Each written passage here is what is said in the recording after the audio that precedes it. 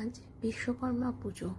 বিশ্বকর্মা পুজোতে ছোটোর থেকেই দেখে মা কিছু নিরামিষ পদ রান্না করত। তার মধ্যে আমার সবচেয়ে প্রিয় সেটি হচ্ছে নিরামিষ কচুর শাক। এই কচুর শাক কচুগুলোকে কেটে সেদ্ধ করে নেব।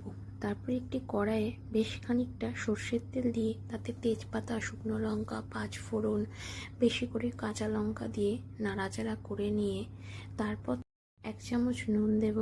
নুন দেওয়ার পরে 1 চামচ হলুদ গুঁড়ো দেব, দিয়ে নাড়াচাড়া আদা বাটা দিয়ে দেব। আদা বাটা মশলাটা কষে তেল ছাড়তে শুরু করলে তখন আমরা সেদ্ধ কচুর শাকটা দিয়ে দেব।